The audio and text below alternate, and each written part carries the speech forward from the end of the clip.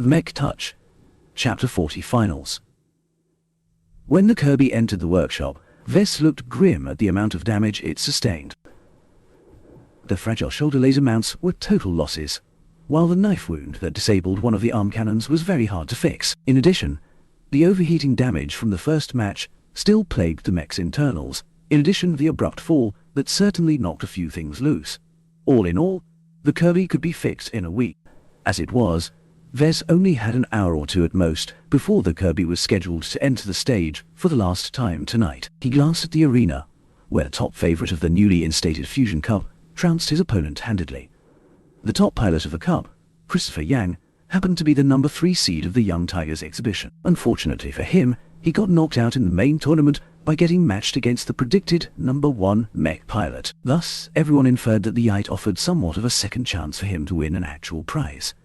His medium mech sported thick armor and a vicious loadout hated by arena-goers everywhere. His wrist-mounted flamethrowers and stubby shotgun-like heat projector turned his mech into the penultimate close-ranged striker. The damage his weapon caused might not be as overpowering as solid projectiles, but they had the nasty property of cooking the enemy inside his cockpit. In optimal circumstances, the striker tanked everything its opponent threw at them and simply blasted them with constant heat, leading to an inevitable victory when the enemy's machine practically looked like it took a dive inside a volcano. Such a mech was terrifying already in an arena environment, but Vess cared more about Edwin McKinney. The prodigal son who returned from one of the biggest human superstates. Vess really dreaded what he cooked up. From what he saw so far, the striker moved more fluently than he'd expected of such a well-armored mech, and he spotted no gaps at all in its defenses. Christopher's current opponent managed to test his mech a little bit, but not to the point of actually threatening Christopher's lead due to the damage he sustained in the previous match. Charlotte grunted at Christopher's indomitable performance. Christopher's an arrogant son of a bitch, but he has the accomplishments to back it up. He rose up to become one of this year's top graduates due to his own hard work. He overcame poverty and lack of training resources to beat a lot of other mech pilots who were born with a silver spoon in their mouths. Vess could imagine how tough that was, being from the Larkinson family as well. Pilots in well-off families and organizations enjoyed specialized diets, personal mech simulators in your home, and sometimes even private tutors instructing you from the ground up. The longer the match goes on, the more advantages Christopher accrues. We'll need to configure the Kirby in a way that will help end the match quickly. Tell it to me straight then. How's the arm? Can you fix the knife wound? After consulting a high-powered scanner, Vess grimaced at the results. The knife dug in too deep. That heated knife cut through several essential cables and feeds. I can't fix it without dismantling the entire arm. It's better to dislodge the arm from the shoulder socket and stick another arm in its place. Obviously, Charlotte disliked the idea very much. The Turbofire sported a very specific set of arm cannons. The spare parts provided by the organizers didn't include a weapon arm of the same model. She'd have to get used to a different weapon, or switch over to a fully fingered humanoid arm. What about the shoulder launchers? I can replace them with generic launchers. They don't have to be lasers either. When Alexander wrecked your laser mounts, his knives only penetrated the casing and inner component. They stopped piercing through after that, leaving the modular sockets intact. If you don't care about fast and accurate targeting, I can whip up a new pair of shoulder mounts for you in a rush, but don't expect a good performance. Charlotte considered her options for a moment. Do the shoulder mounts first. If you can, mount rockets or something else that packs a heavy punch. As you said, my only chance to win is if I punch Christopher first. Nodding, Vess immediately went to work, selecting the same pair of rocket launcher mounts that he already mounted on the Kirby's shoulder. Due to the lack of time, he hadn't bothered replacing or refilling the back mount that turned into an improvised booster. This should still leave the Kirby with 5 rocket pods in total, which would wreck any mech at close range if fired upon successfully. Vess worked hard in accomplishing the job in time, even as the main tournament caused plenty of mechs to get wrecked, while crowds of fans shouted the names of their favorite pilots. Vess fully concerned himself with bringing the Kirby back to a semblance of life. He poured as much of his emotions into the work as possible, hoping it could knock the presumptive champions off their thrones. What resulted from his hour-long frenzied tinkering was a heavy mech with 2 crude shoulder-mounted rocket launchers affixed to its shoulders. Unlike the streamlined laser mounts, the boxy, oversized rocket pods weighed the Kirby down significantly more. Together with the pods affixed to its back, the Kirby was dangerously top-heavy in its weight distribution. I can't do anything about the balance. Vess warned Charlotte as he moved on to working on replacing the arm. "You'll have to move carefully, and never let yourself get tipped over." "Right. I'll keep that in mind." The work on the arm proceeded even faster and shoddier than Vess thought. He practically ripped the damaged cannon arm from the Kirby's shoulder socket, rendering it even more damaged, but Vess hardly cared at the moment. He inspected the socket and hastily removed whatever debris remained. Then, he picked up a generic heavy mech arm from the pile of parts and hastily installed it in the empty shoulder cavity. Even as the semi-finals of the main tournament started to wrap up, Vess hastily connected all the necessary cables without testing them to make sure they properly exchanged information and power to the empty arm. He skipped the fine-tuning and calibration of the arm entirely, which was a big taboo in his profession. An arm that wasn't tuned right felt like a crude prosthetic to a mech pilot. The responsiveness of the arm suffered greatly, but it couldn't be helped. The competition pushed Vess into cutting pretty much every corner he could find. The announcer already got ready to warm the crowd up as Vess asked Charlotte what weapon she wanted to wield for her new arm. "And now, get ready for the final round of the Fusion Cup. Who will win the grand prize? Will it be the twin stars of the Bright Republic, the mighty Christopher Yang, and the genius Edwin McKinney? Or will the underdogs Charlotte Hoffmeister and Vess Larkinson triumph once again, with Lady Luck by their side?" Granted, Vess could give the announcer a prize for adeptly making the finals sound dead even. Whether the match resulted in a favorable outcome, nobody knew. Vess didn't dare analyze his chances. Instead, he quickly gave the Kirby a heavy tower shield and sent it off to Charlotte. Both pilots entered their cockpits and entered the arena. After they stood on their designated positions, the security screens came to life, protecting the audience from the violence that was about to ensue. Commence.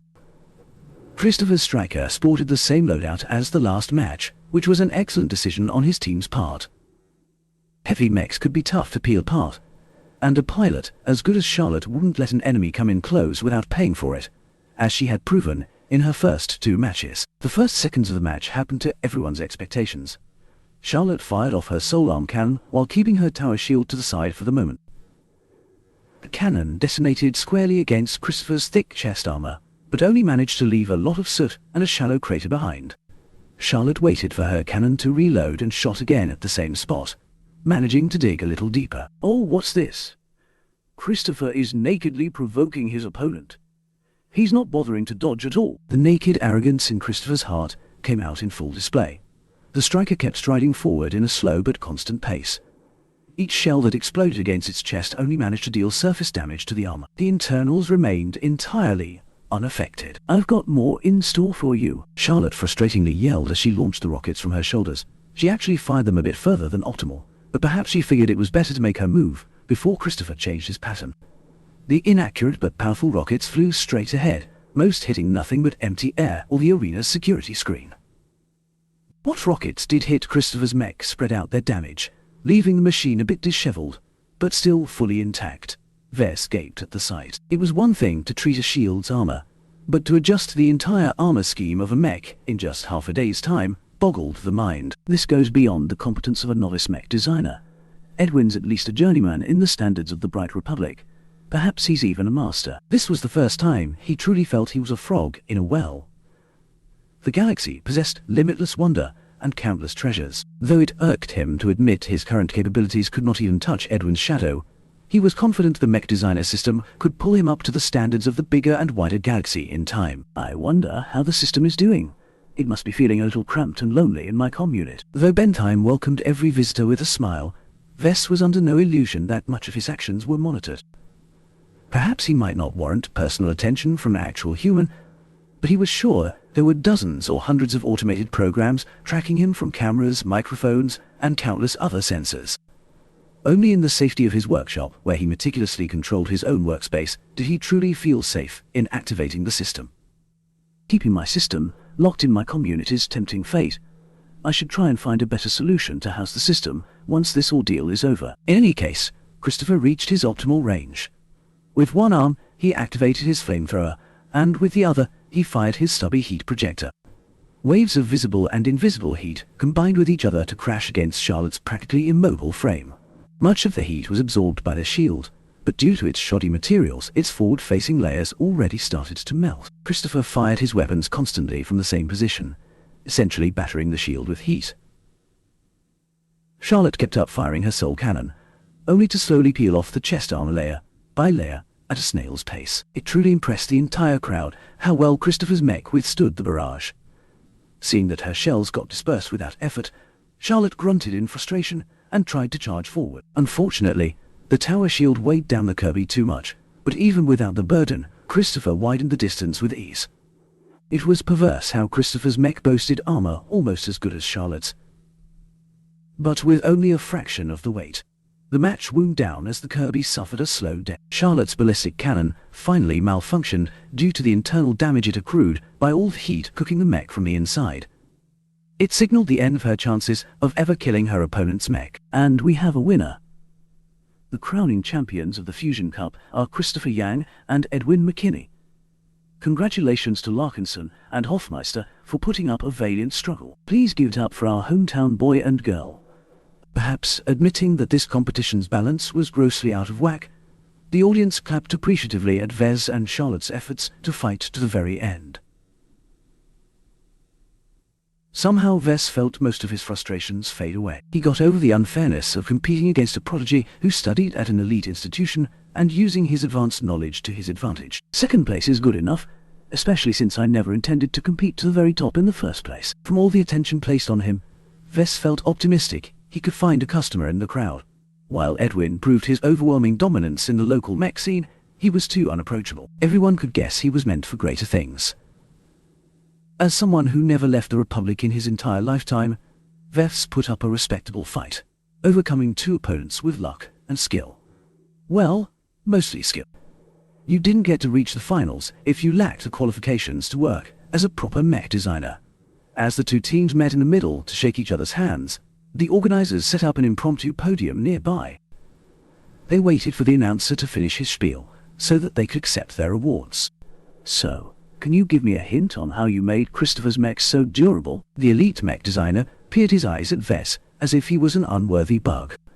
Okay, so you don't want to talk, eh? Vez awkwardly remarked, and discreetly pulled back. In contrast to his frosty conversation, his partner had an amiable conversation with Christopher. The young man wore a friendly smile as he explained the decisions he took in the battle, not that it required much effort on his part due to the overwhelming superiority of his mech. The announcer first awarded the third place to the team that lost to Vez and Charlotte in the second round. Though Alexander and Michael's mech had been crushed by the Kirby's incredible weight, the operational capability of the mech remained intact, if a bit battered. Their opponents for the third place had lost against Christopher's devastating heat armament, which meant pretty much the entire mech was half fried from the incredible heat. Repairing such damage when it spread out to the entire mech was a nightmare, and Vez didn't begrudge the mech designer for losing. Michael Dumont did a decent job fixing up Alexander's skirmisher to the point where he could wield a rifle. And now for the winners of the silver medallion. Please welcome our young talents Vez Larkinson and Charlotte Hofmeister. A much louder applause met the two young graduates as they ascended the podium and accepted the silver medallion from the floating cases in front of them. With smiles plastered to their faces, they both waved cheerfully at the crowd. Vez found it wasn't bad being appreciated for once. The celebration truly affected his mood for the better. In addition to receiving a commemorative medal to the first ever Fusion Cup held in the Republic, our two winners will also receive a cash prize of 200,000 credits each, along with preferable treatment, akin to veteran status, by the Bright Republic. The cash prize was a nice surprise, but it was a drop in the bucket considering the immense cost of business Vez had to deal with. It also clearly dwarfed the prize money of last year's mech design competition. What surprised him was that the Republic actually handed out preferable treatment to the two of them. Even Charlotte perked up significantly when she heard the words. Normally, only the champions of Young Tiger's exhibition enjoyed preferable treatment. Damn. So I can strut around like a veteran now? She dreamingly asked. Veterans and other notables enjoyed many small benefits as payment for their many years of service. Every one of my classmates will have to give me the right of way. I can be among the first passengers to board a transit ship. I even get to pimp my mech if I enter the mech call this year. Vez cared little for such social courtesies. What he cared about more was that preferable treatment entitled him to looser regulations and more favorable treatment by the government in matters such as applying for permits or the right to manufacture live ammunition. Though Vez wasn't about to run up to Cloudy Curtain's planetary government right now, he kept the details in mind for when he might need to expand his operations in the future. Naturally, Vess wasn't actually a veteran, having contributed nothing to the Republic's defense. While the special treatment might impress the Hicks, the more distinguished people in the audience were hardly impressed. Any little bit helps. Vess muttered to himself, as he already scanned the audience for a potential customer. I don't believe no one's impressed by my work. His real struggle started now. With only half a month left before the bank demanded their 5 million credit interest payment, Vess had to find a market for his mech. The Mark Antony wasn't going to sell by itself.